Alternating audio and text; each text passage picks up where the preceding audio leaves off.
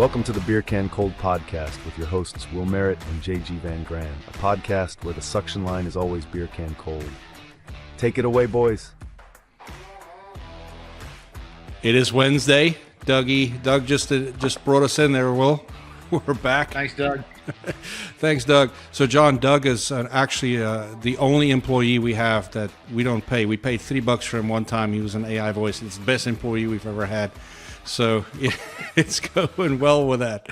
So welcome back, everybody. After last week and actually after this week, it's time. And this is for the guys I work for. Zero alcohol, boys. There's nothing in it. You guys are at home. I'm not. So that's I keep threatening, right? I keep threatening we're going to do one of these from my garage, and then it's my kegerator, and it's going to be a good day. Yeah, in my outdoor kitchen, cigars, bourbon, something on the spit, as you would say in South Africa. That's right. So exciting episode today. Something that's near and dear to our heart, but I'm going to let John tell you guys about that in just a second. I just wanted to just give a quick update on Jonathan, and so I'm going to pop the GoFundMe in again. So John, just quickly, we have a young employee here that we brought in from the trade school. And he's kind of going trade school part-time and working with us part-time. He didn't feel well and ended up going to the emergency room and was taken in immediately. And this is about 3 weeks ago. And last Friday night, he lost his battle with cancer. It was very, very quick. It was insane. There was, our thoughts and prayers are with the family. He's in a better place for sure. He was a believer. And so I know that the family has done all that. So actually not sucking the energy out of the podcast today. I think it's a celebration of life. And so his service will be this Saturday, but the family does need some financial guidance. So I'll pop it up on him. And this is definitely for John.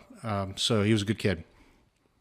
All right. So John, tell us about you, friend. So I'm a combat wounded veteran. I served in Iraq in 2004, 2005. My professional background, if you will, is I'm a general contractor and built houses most of my life until after 9/11, and kind of took a little bit of a career shift, and in the process of coming home as a injured veteran.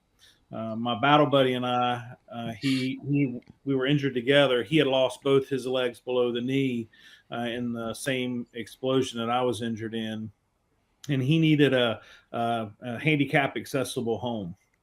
And so myself, the Home Builders Association, his family, our local churches, a lot of the guys we served with all came together and ultimately built Dale and his family a handicap accessible home. Nice. And that's awesome. In the process, one of the things that we realized was that there was a lot of Vietnam veterans that were helping us. One of the memories for me that really stands out coming home from Iraq, I landed just on the 25th of February in Bangor, Maine at 1:00 in the morning was the first, point in time that I touched down back on American soil. And there were 7 Vietnam veterans standing there waiting and saluting us as we got off our plane. There was no fire trucks, no ticker tape parade, just 7 Vietnam veterans. And then we fast forward, we're building Dale's house. And here again is all these Vietnam veterans. And after we finished with Dale's home, we had a little get together and thanking everybody and asked ourselves, I wonder who's helping all these other veterans. I wonder what kind of needs they have as older veterans. I mean, naturally, while injuries may heal, they leave behind disabilities and challenges, and oftentimes that involves your home. That's right. And when you're living with particularly a combat injury, more often than not, those are debilitating and leave you in a position of living on a fixed income. Mm-hmm. So it makes the challenge of modifying your home to suit your needs very difficult. And so Dale and I set out to start a charity, an organization that would serve all veterans from all generations, no matter where they served or when they served, whether they were injured in combat or injured in training. Most people don't realize the amount of injuries and, in fact, the amount of deaths that occur just in training right. for the military. And so our organization ensures that veterans have safe and accessible housing. Well, I want to start by saying, John, just thank you for your service. Thank you for what you're doing for our veterans. They're heroes, every single one of them. And we just joined a program through Train where we're going to start hiring right out of the service. So that they have this great program where they teach the guys, our trade for 8 weeks and bring them in. And so we're really excited. We haven't had the opportunity to interview yet, but we do have some military people that work for us. And I'll tell you, man, they're just the best employees. And just, the sacrifice you guys made. Thank you. Thank you for all that. And thank you for what you do through this. Now, are you guys just locally there in the Charlotte area, or you guys go kind of all over? We serve veterans wherever they're at. That's awesome. If they're in Alaska, Hawaii, Puerto Rico, anywhere in the lower 48. We're helping veterans live where they choose to call home. That's a part of the whole idea of freedom, right? Is that sure. you get that choice, right? And we want to support that. And what we find is many veterans just simply want to go back to where their family's at, or they want to live near where they, their last duty station or where they received their training, right? They're some familial, territory, if you will. And so, most of the time it's pretty reasonable on where we're helping vets. But, just a few years ago, one of the most meaningful and impactful projects that I recall, and we just finished our 1500th project. And so we're, in fact, this is probably the first, on air segment that I've said that or made that announcement. We're getting ready to have a big event to announce that veteran, but the project work is now finished. But this particular veteran in Alaska had reached out to us, and at this point in time, it's like late September, early October, and he's a Korean War veteran, and so he was at that time in his mid to late 80s, and he needed a heating and air system. Mm-hmm. Okay. He had been heating his home for the last 2 years prior to that with an open flame propane heater. That's not acceptable. In Alaska. Yeah, it's not acceptable. Right? Unsafe, unhealthy, and sure. I think it's just like you said, it's just unacceptable. I mean, that's not the way that our veterans should be living in. And so we were fortunate to be able to partner with an organization there in Alaska and provide him a heating and air unit. And what that did for him was provided a little bit of peace of mind, because he wasn't going to sleep with the open flame propane heater on. Right? He was turning it off and then going to sleep. And then he would have to wake up cold and then reheat his home. Right. Yeah. Right? When he would leave his home, he'd have to turn it off. And so it created a lot of challenges for him. And so that little bit of peace of mind, that little bit of comfort, it really goes a long way. Right. So that'd be a good question, John. So you guys you said you'll go anywhere a veteran is in need is. So how do you reach out? How did the communication links? So how did you connect with someone in Alaska, being that far away, or even, maybe in a couple of states away, say Alabama? So how does that process work with you guys? It's great Americans just like yourselves that are just helping to promote good causes, that are have businesses that want to connect and do good in a community. And it's just a matter of the veteran network itself and how it communicates. And we've got some media partners that we had done some work with in Alaska, and they, honestly, they're local to Charlotte, the Woody and Wilcox show. They are syndicated in Alaska, and so they were talking about us. The veteran heard us, and that's awesome. And there we were. Awesome. Do you have issues finding the funding and the help sometimes? I mean, I would think it's hard to come by in any way, right? It really is. And great organizations, like Anderson Heating and Air are stepping up to partner and provide a heating unit. That's fantastic. And it's going to have, significant impact. But the reality is the lights on our own office, there's a cost to that. Sure. The computer, there's a cost to that. The gas to drive to go vet the veterans, there's a cost to that, right? So those are things that oftentimes are not something that gets donated as an in-kind contribution. So those, $5, $10, $20 a month contributions that individuals make, they fuel us in order to be able to go do the work and partner with organizations, like Anderson and like you guys with Beer Can Cold, right? I mean, it's about this network. And, I like to say it like this.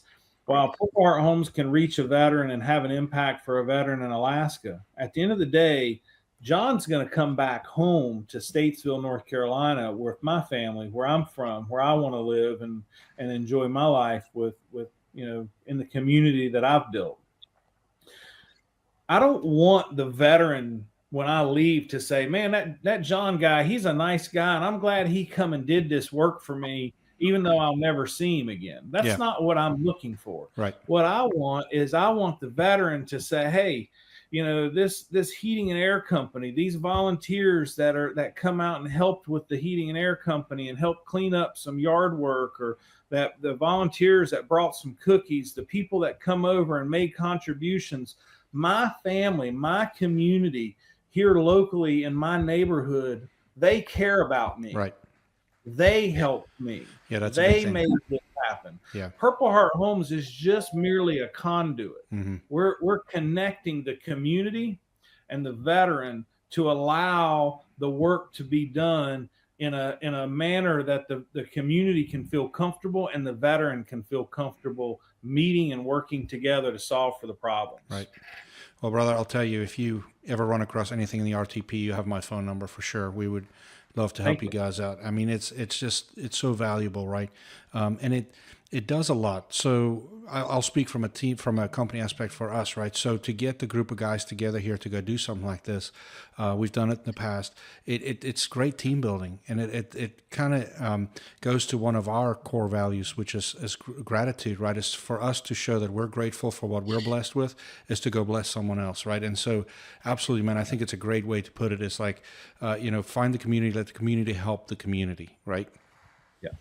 Yeah, and that's why I was asking John how you guys get connected all the way in Alaska, and our network has continued to grow. We've got clients in a lot of different states across the U.S. now, and we'd love to be able to kind of maybe build this network a little bit and help you guys as well as our company. So that's why we wanted, thought it'd be great. We had our meeting this morning. I'm glad that Anderson's going to be helping with this, and then maybe we could springboard off of that in some other markets. And help. Well, I'll be real honest and transparent with you here. Will, I while we were on the phone earlier today, and I was like, certainly I'll jump in and do your podcast this afternoon. I had to call my PR lady and tell her, and she's like, "You're doing a podcast called what? With who?" Okay, so we need Beer Can Cold. It's going to be awesome. I get to have a beer while I'm on the podcast. She says, "No, you don't." So, John, did Will explain? Did Will explain where the name came from? I tried to explain it to her, but I'm not a heating and air guy. She said, "Do they touch the thermostat to feel if it's beer can cold?"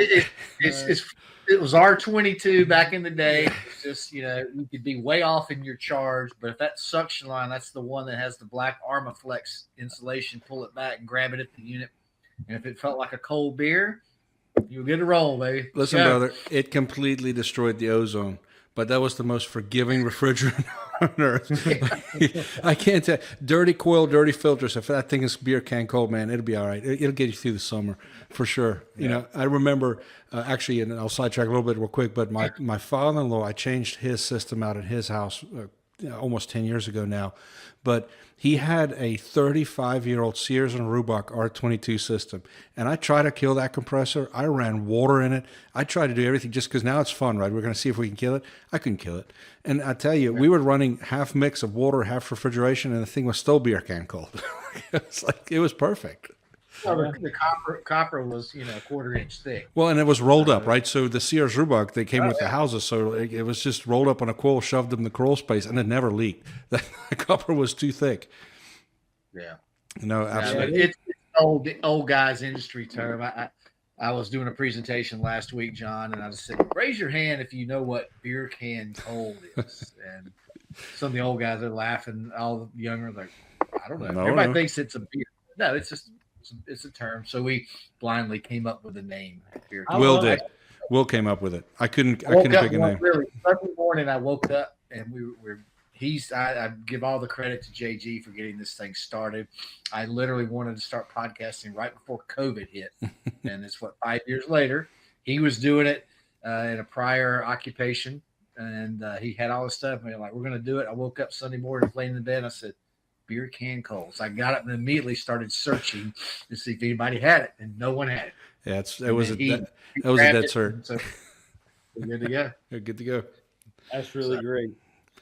Yeah, I love what you guys are doing. It's really great, and this aspect of media partnership with a charity, with service providers. I think there's so many different connections there, and Will, as we were talking earlier, I think the general public may not fully understand the impacts that a donation such as a heating and air unit from an organization like Anderson Heating and Air can have. Mm-hmm. Yes, it provides the peace of mind. It provides the physical comfort, right? Those things are priceless. I love that old American Express commercial. It's priceless. You cannot put a price tag on those things. But wait, there's more. That's right? It's this aspect of the increased value. While you couldn't kill those 35-year-old Sears and Roebuck units, the SEER rating on those things was like 7, maybe, right? in the spring when it wasn't running, it was 7. Right. It's just terrible. And these units now, they're so effective, and the efficiency ratings are so high that it's creating a cash savings, a cash flow savings in the veteran's home every day. And you just add up. Let's just say it's only a $10 a month savings. Well, in today's world, that's a carton of eggs, right? And then this day and age, yes. Right. Well, then you kind of factor that in, and you multiply it out by a year or by 10 years. It's a significant impact into a family's life. That's correct. And so I don't discount that. And I think the concept of the partnership being more than just a partnership between the charity and the service provider is so valuable to be able to help really get the word out and spread the message. And as basically now a 30-year contractor, I look at some of these projects and some of the different aspects of our messaging that I really want to see young people that would go into trade school, that would learn HVAC, that would learn plumbing and electrical, and they desire to be able to have a good life, and they think that sitting behind a desk is going to provide them that 6-figure job. Everybody and their brothers out looking for that. But if you're willing to work with your hands, and it's not hard work, it's manual work, but it ain't railroad work. It ain't coal mining. You're not digging ditches. I tell my son that. I'm like, it's hard work what we do, Jackson, and it's taxing, but you're not out and doing manual labor. It's not Cool Hand Luke stuff. But you can make a good living and live a good life. Yes. Yeah. And hey, let's face it. While we might be doing 3D concrete printed houses, every one of them has 2 things. They got windows and they got heat and air systems. That's right. Okay. And you're dovetailing right. You're right, and you're dovetailing right into a almost an hour-long podcast we had last week about this whole topic, right? And I think it's changing, John. I think this whole let's go to college. So let me give you a little bit of a background. I actually coach a high school rugby team here locally. And a couple of years ago, over a couple of years, me and my buddy said, listen, enough with chasing state championships. Like, that's great. It doesn't mean anything for anybody. But getting kids into college means something, right? So we started taking rugby as a vehicle, and we got the kids seen. We started out, I think at the moment, we're up to about 120 colleges that we send film to on a regular basis for our seniors and our juniors. But what was interesting was we started focusing on it, so it started happening more and more. And so it got to a point where we were getting kids into college, and then they're there for a semester and they're home. And then they're too embarrassed to come talk to you and tell you that college wasn't for them. So our focus was wrong, right? Our focus wasn't to do the best for our seniors and juniors we can. It was just this college thing, right? So what we started doing was bringing people in from the trades to start talking to the guys on Thursday nights about the trades too. And so then we started seeing some of our players making the decision, okay, I'm going to go into trades or I'm going to go to college. And so we were trying to help them both. And this thing is still kind of evolving for us. But my vision is eventually when we go to school to sign for Susie to go play rugby in wherever, her brother signs because he's coming to work for the local plumbing department. And we have the plumber there, and he's there with his company colors on, and we do a signing, and we celebrate that too, because I think that's the problem. So we don't celebrate when kids go into the trade. So I have 3 kids. One is playing rugby in college, getting ready to graduate. He owes a lot of money. My second one is in a service truck, started last year. He bought his first car cash. And my youngest, my girl is on her way to college to go play rugby. But it's like, I'm just looking at the jumping board, where they're going to start. College is not what it used to be, and I think it's changing. I think that this whole message, like the micro message, is getting out.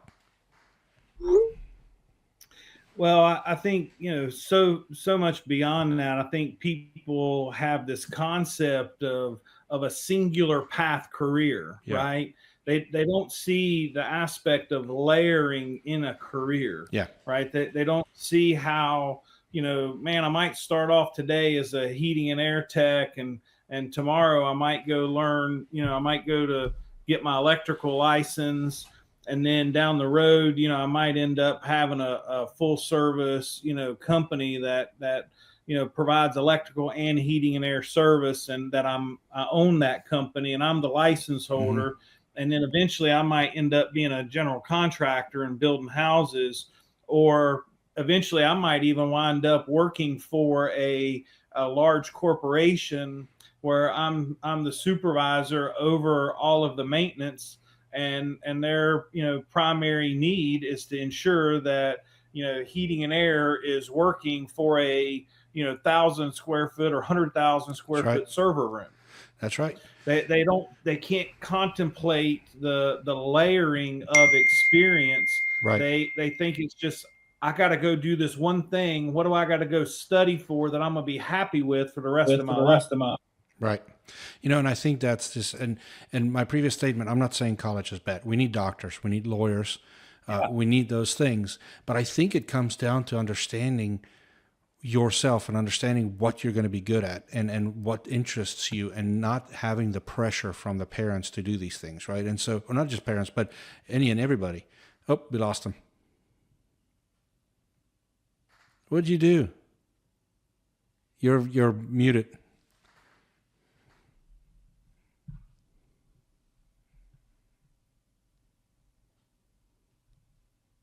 It's weird how my phone is connected, so maybe my phone is my. Wait, is he back? Jackson was trying to bring me a beer in. There you go. Sorry, guys. I'm not used to StreamYard, and my phone and my computer are tied together, and my. So is mine. Does it look like this? That's what mine looks like. Yeah. I've never seen that until this week. And so I was trying to clear a message to make it go away so I could see the screen. I'm sorry. No, you're fine. No, absolutely fine. This is we'll edit this. We go live Thursday night at 6:00. Yeah. Okay. Yeah. So we'll cut this piece out. No worries. So, but Will, I think the wrong mic is picking up, because it sounds like you're sitting in a toilet with the door closed. Really? Yes. Yeah. All right. There you are. Let's connect. That's better. No, so and we'll just start here. I'll edit the rest out. But the point is that college is not a bad thing either. It's just what's right for the right individual, and I think it is good. Now, last year, I will tell you this piece to just kind of connect back. I made a transition a couple of years ago. I was asked to take over the girls program because my daughter was coming through, and last year we had 9 seniors. All 9 of them went to college, and 6 of them went play Ivy League rugby. So there is definitely a thing here. It's just making sure the trades are represented as well, I think, is a big part of it. Well, and you're absolutely right. I think in that same context, right? You don't have to. I think people should go get experience, Yes. right, to understand what they like and what they want to do, and really what they can study that can aid in what they like and do. And so even myself now, in my mid 40s, I'm now going back to school and just got accepted into an MBA program at East London University. Congratulations. And thank you. And so it's this whole concept of you don't have to do it in that completed linear fashion. Like, I got to graduate high school, I got to go to get my associates, I got to go get my bachelor's, I got to go get my master's, then I start working. Yeah. Right. There's go learn a trade. Yes. I mean, for me, by the time I was, 21 years old, I'd got my general contractor's license. I was, working and learning skills that, physically have benefited me my whole life, right, and will continue to benefit me. And a knowledge base that really doesn't change. It does evolve, but the basic concepts are standards in our society. But then there's these pieces that I realized that, now that, I would have never thought, if you'd asked me at 21 years old, hey, you think you're going to start a housing charity that's going to benefit, any right, subset of the population? No. Would you have asked me then if I thought I needed a master's degree to be able to run a construction company? I would have said no. Right. Right. Well, but as you evolve, you start to realize different things that you need to add to your skill set, to your tool bag, yeah, that can aid you in growing and benefiting yourself, your family, and your organization. Yeah, no, you're right. And my dad had the greatest saying when I was getting ready to graduate high school. And it wasn't even a saying. He just said, all right, you have one of two choices. You're going to go into the military or you're going to go see the world. And at the time, there was nothing going on in the South African military. So it was like, okay, and it was not that anything wasn't going on. It was kind of falling apart, to be honest. And so I went to see the world. And I think that's the best advice, man. Before you get married, before you get tied up, go see the world. Go do things. Go get those experiences, right? And that's how you kind of bring it full circle, because I'm sure you joining the military was a big decision, but you got to see a lot of really cool places, I'm sure. Yeah. Well, cool. I guess it's wrong. A lot of places I don't care to go back to. True. Iraq wasn't what it was all cracked up to be. It was a unique experience. I'll say that, and just kind of putting some of the conversation into context. I think about, our view, our world view, and our view of the population here in America and how skewed it can be. Yes. When you go to a country that none of the houses have windows, that there's a hole there, there's just no glass. Or grow up in a country where every window has bars in front of it. That was my experience, Right. And then you look at, like kids, like our unit, we would write home and ask them to, mail us clothes, shoes, soap, candy, Barbie dolls, sand toys, right? And then when we would go out into those communities, part of our mission and what we did, we were the Hearts and Minds campaign. And so our job was to go build relationships in those communities and help, gather intel to know where the bad guys were at, if you will. Yep. And so we would, take boxes of stuff to give away when we would go out into communities, and the number of kids that we saw that never had a pair of shoes, or that the probably the one that got me the most was I gave a bar of soap to a kid, and they tried to eat it thinking it was candy. They had never seen a bar of soap, right? And so, these concepts of what we have as normal here as Americans, not everybody in the world has that same concept. That's right. And that's we're very fortunate, and I don't think most people realize that. No. And I say things, hey, it might be a little tough if we're having a bad day, and we, JG, you lost a customer, we lost a client, or something like that. It's kind of bad. I'm like, well, you're not worried about stepping on an IED walking to school as a child. That's right. Or worried about bombing, your house being destroyed, like other places in the world. And simple thing, like you said, John, having glass in a window to prevent insects from coming in, or something like that. And having air conditioning or heating.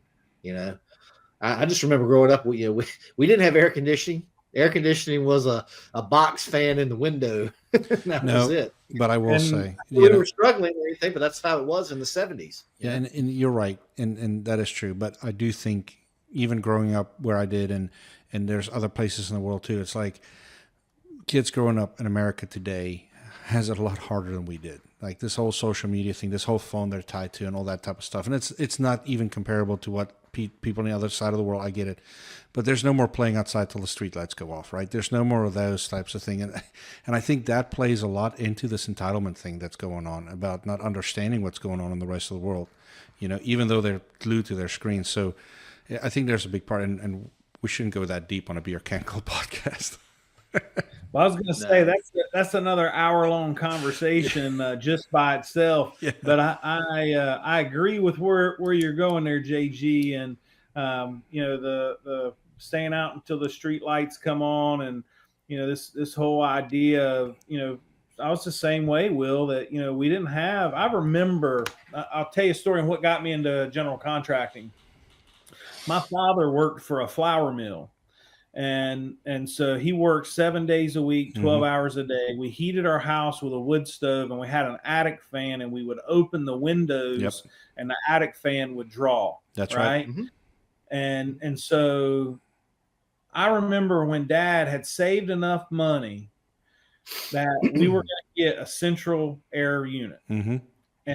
And I remember the two men that came to our house. I can remember vividly walking through the basement with them, with my dad, and talking about the duct work and cutting the holes in the floors and, doing all this stuff and where the unit would sit and how, it worked. And I was just fascinated. Mm-hmm. Yeah. And my dad gave them a deposit, and they never showed up. Oh. What? And I can remember to this day how hard that was on my dad. Of course. And I made a decision that I would never be that kind of person that would take from a family that way when they were just trying to improve their living conditions. That's right. And that was what really set me on the path that I wanted to be a contractor. Mm-hmm. And, and I think about that today. It's like, just how we interact and how we treat people. You employ somebody, you're impacting their livelihood. But when you're in their home, you're in their most personal sanctuary. Mm-hmm. You're impacting their lives in a way that very few people have the privilege of being able to impact them. And it's a special type of relationship. And when you do that right, people, they will remember that, and they'll promote that. And I tell my people, here at Purple Heart Homes all the time, how you make people feel and how you treat people, they're going to remember a life. Yep. It's important. Right. And care and respect their space. And we value those partners that have the same values and look at their work in the same manner, because you don't get a second chance. That's right. Yeah. And we get very frustrated about, JG and I, all of us, we talk about the bar being low in the contracting world, and it could, we could all raise it up, and there's no reason it's not, but it's a stigmatism or a stigma, I should say, that the consumer has that, I'm going to be, this is not going to be a great experience, and we'll get through it, but it doesn't have to be like that. Yeah. And it's important. And like you said, it's building relationships. And then if you do it the right way, people are going to stay with you. They're going to tell people about it. Right. Yeah. Well, and I think I get so frustrated with poor customer service, and I'll jump off the soapbox after this. But you go out to a restaurant, and it's minimal service, and you give them 20%. I used to wait tables, so I'm always 20% unless it's hard service. And it kind of like they look at you kind of almost like, oh, that's all I got was 20%, and which I get it. I'm typically now it's 25-30% if the service is good, but good experience. Like I said, people will tell that story. And Oh yeah. well, good experience happen in our industry. I'll tell you, when we find people, and we're notorious for that, when we find people like that gives good customer service, we tend to hire them. We'll bring them in. One of the really, really good salesmen here was hired because of his customer service and the way he treated the sales manager. And sure enough, he is amazing. Never worked for another heating and air company in his life, and great guy. So no, I agree with that. And the thing is that the service industry is not dead. But will you guys do something? And I was going to mention that you need to invite John to it. But the next consortium, like John, so he brings a bunch of heating and air guys together in a room, even if we're from the same area, and we sit and we exchange ideas, and we try to raise the tide that raises all ships, right? So we're trying to make everybody around us better, and that's a big thing here. I was actually just conferring with somebody in email this afternoon, a local contractor here near us that wants some advice, and we're an open door, man. We don't care if you're right. There's no competitors for us. Like now hold on. If you're that one tailgate slammer that's not treating your customer correctly, you're my competitor. But if you're a good company, we love to share ideas back and forth, and I think that's a big part of it. Is that's how we raise the customer service bar in this area. Well, the next one will be in Columbia this fall, and basically downtown Columbia, 5 Points. So Studemeyer, Michael, he's agreed to host it, but they're basically Columbia. It's not far, John. So Anderson is the last one. So I spent quite a bit of time down at Fort Jackson, and 5 Points was where all the beer was at. Is that connected to the podcast? Yes, could be. So, he's Michael Gatlin Jr. He's owns Studemeyer Heat and Air Conditioning in Columbia, and he joined our consortium again. Carrie, Brian, they and Anderson hosted the last one, so we're gonna try to do it this spring. Just so much going on. The busy season's coming sooner. It's 80 degrees today, so we to the fall. But I think you'd be a great. We have in the past. We've typically had someone virtual be kind of a speaker. You could do virtual, but if you could come in person, it'd be great too. But again, I think we have a lot of connections in this business. It's my 29th year in heating and air, and we'd love to, expand this thing. And so I'm rolling back to my questions over here. So we go around on this thing here and there, and, squirrel. That's what we do, though. We do it well. I want to go back if we can, just to kind of make sure, because we wanted you to be the focal point of the podcast here. And you touched on it earlier, but who do you help? I know veterans, but if you just give us a little more elaboration on that, that'd be great. Yeah, so a lot of people get confused about our name, right? Purple Heart Homes. You do not have to have a Purple Heart to receive support from our organization. We assist service-connected disabled veterans, and so we're helping anybody, no matter how you might have been injured or what your disability is from. If it's service connected, that's who we help. Okay. Age doesn't matter. Geography doesn't matter. We just want to make sure that, you got an honorable discharge, a clean background, and, you're not a wanted felon. That's right. Okay. How can people get involved with your organization? Yeah. Great question, JG. I appreciate you asking. It's really easy. First of all, visit our website at phhusa.org, and you can find all sorts of ways to give. You can join our Hearts of Honor Club, which is a monthly giving club where you can keep up with information about the organization. And, you can join that for as little as $10 a month, and makes a huge difference, right? It's going to support a veteran. We're a 4-star rated charity with Charity Navigator. We have a platinum seal of transparency with GuideStar. We pride ourselves on doing it the right way, being veterans, helping veterans. We want to make sure that we're, effective and efficient in doing so. People can volunteer to start a chapter, and make the commitment to serve the veterans in your community. And, we'll provide the marketing support and the programmatic support, and our project management team will help lead you. But one of our largest chapters that we're getting ready to celebrate that 1500th project with is right there in South Carolina, over in Seneca, South Carolina, the Golden Corner chapter, where they're serving that Tri-County area. And, they're knocking it out of the park. And they're a group of retirees, and they get in there and they build a ramp, once a month. They're, got some larger projects, maybe doing a little bathroom remodel, working with a contractor, or replacing and upgrading a heating and air system for a veteran. And we've manufactured tiny houses. They've received some of our tiny houses and put veterans in those homes. And so there's lots of ways to get involved. You can host a fundraiser.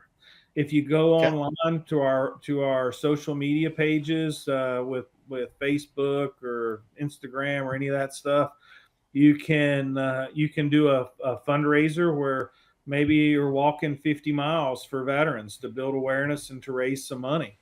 There's all types of different ways to do that. We had a young lady, one of my favorite fundraisers that I share with folks is, we had a young Girl Scout. She was 15 years old. Her and her sister wanted to raise some money to support veterans housing. And they wound up raising $5,000 selling hot dogs and lemonade outside of a Walmart over 6 weeks. Wow. Good job. That's awesome. If a 15-year-old can do it, Yeah, anybody can do it. that's right. Find out if your employer matches donations.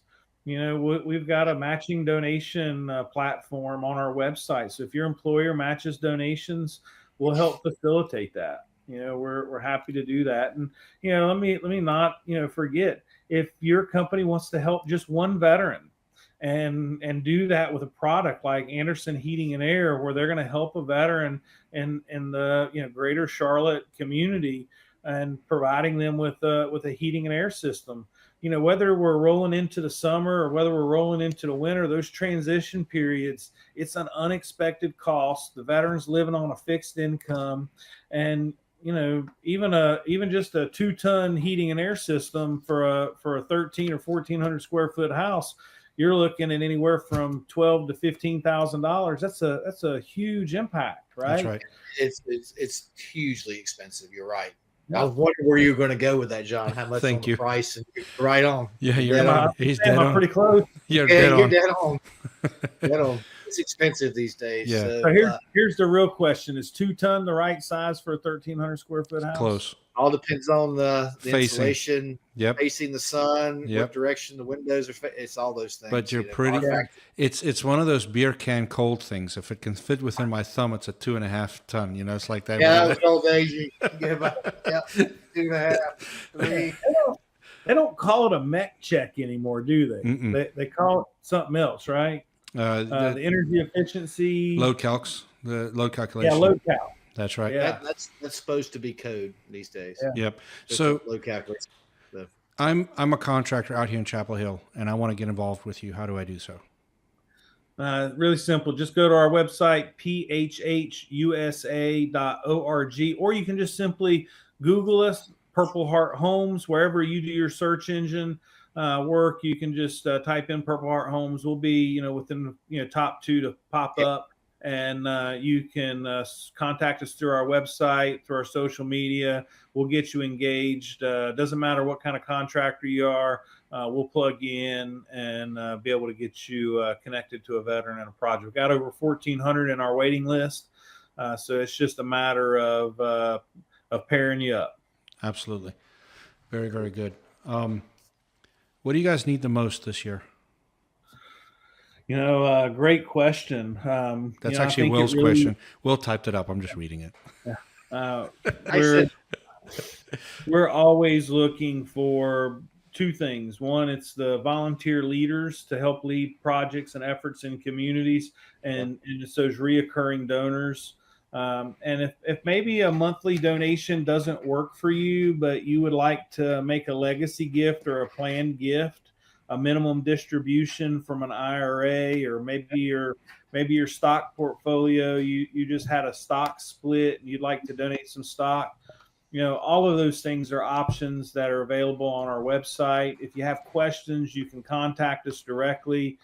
Phone numbers on our website where our team will walk you through any of those questions that you might have and help point you in the right direction, or help you ask the right questions of your financial advisor in order that you can make the best decision for yourself and your family. And we're not asking everybody to give everything. We want you to take care of your family, but just don't forget the veterans and those that provided the sacrifices for your freedom. That's right. Yeah, well, we just wanted to have you on. Like I said, we had a meeting this morning. Like I said, we're joining forces kind of for at least one project coming up for Veterans Day. But yeah, not, we've been discussing. I'm yeah, sorry. It's not the first project. You guys have done several projects, over the years with us, and we're really grateful for it. And you guys are great partners and great patriots supporting the veterans in your community. So I don't want that to be misunderstood by the listeners. It ain't the first one. Yeah, well, that's Anderson. We work with them as their marketing partner. So, like I said, we got involved just via Trey from WCCB. They do. They're on them pretty regularly for the morning news and evening news, John. So that this was brought about. We did the thing for, again, Veterans Day last year. So again, he brought it up. So we'll give thanks to Trey again for that. So again, we just want to get more involved. Even our marketing company. We were involved with another charity, and so we've been discussing this. My business partner's a veteran. Oh, fantastic! Well, thank him for him or her for their service, and I will I'll make sure to connect you to our marketing officer and kind of get you set up there, and she'll be happy to hear the podcast and know that we're doing some good work for veterans. She's a great lady. She's all about supporting the vets. Well, I want to do an open call here. As me and Will both come from distribution side, man, one of these distributors, manufacturers, step up. I mean, it's like we know the margins you operate on. We know it's not always lucrative, but I know that you have a scratch and dent that you can put a new panel on and donate. And I know there's things that the distributors can do as well. And that'll be hugely helpful. Territory managers, get involved with your distributor. Find that unit you want to donate. Find your favorite contractor. Let him donate his labor and get in this thing together. It's important. It really is. And so I want to do a call out and say, manufacturers, distributors, let's jump on this thing and let's help them out. Absolutely. Yeah, JG, if you don't mind, I'll just give a plug for one of our partners, one of our national partners, and they do just that. Owens Corning donates all of the shingles for any roof for a veteran project that we're doing. That's right. One of their platinum contractors in that community is willing to donate the labor. Yeah. Okay. And so to date, we've done 250 roofs with Owens Corning over the course of the last 7 years. And those have been done all across the country. We've got one getting ready to come up in Charlotte. And it's a platinum contractor is given a little bit. Mm-hmm. The shingle manufacturer is given a little bit. The community's given a little bit. And together, we're helping a veteran and making a huge difference. And a listener might say, okay, well, that's great. It's a roof. Well, the roof's, about the same kind of cost factor as a heating and air system, right? Yeah. You're somewhere, around the $15,000, range. Mm-hmm. But if your roof is leaking, then chances are you got mold in your house. If you got mold in your house, your air quality's poor. And if your air quality's poor, that means chances are your health is deteriorating and you just don't know it. And so it's a challenge for peace of mind and good health, which ultimately causes the taxpayers more dollars when the veterans are going to the VA. Yep. Right. And so we gotta look at this in the full picture. And I love the way you position that, JG. And I would encourage, whether it's Train or Comfort or any of the other manufacturers, to look at how they can develop a program similar to Owens Corning, where they can get contractors that have a heart, even if that contractor is only willing to do one a year. Yeah. That they can partner together so that the contractor's not carrying the full burden by themselves. I agree. And typically, John, you're just right. Just similar to Owens Corning, the manufacturer will typically donate the equipment. The contractor will donate the labor and sometimes material, any other material that's needed for installation. So I think, like I said, we can push this along. We'll definitely tag you guys in social media on this and promote it some more. And we'll bring it up in discussion. Like I said, we've got contractors throughout the country, that we work with, and and so many of them are veterans, or have veterans that work with them. So we're like you. We'd like to say, hey, let's give back a little bit. We're all so fortunate where we are in this country, and let's give back to some people that help provide what we have today. We are very blessed for sure. No, absolutely. Yeah. Well, John, I know you have a dinner date to get to, and we're so sorry. Sorry. No, all right. Thank you. All right. Thank you for you, coming guys. on. And so we will. We're going to push this thing hard for the next week and get out as many tickety talks and all this other stuff I'm still learning about. We're going to get it all out there, and I hope that guys reach out to you, and I know we're going to jump on your website and sign up too as the Bohr Brothers Clang here, and if you need some help in this area, we're here to help you. So thank you for coming on, and I'll let you close it out. Yep, John Gallina, Purple Heart Homes, based in Statesville, North Carolina, doing a lot of good things. I'm gonna, be somewhat involved firsthand with project with Anderson Heating and Cooling in Charlotte coming up for Veterans Day. So we're excited about that, and excited to see if we can get some other contractors around the country involved with this thing, and just a little more exposure. I'm sure you got plenty already, John, but we'll see if we can hype it up a little more. Again, been in the business for quite a while, so we've got a lot of contacts. So we really do appreciate the time. It's been great having you on. Thank you. Thanks, guys. Thank Have a you. great evening. We'll see you guys next week. Yes, sir. Awesome.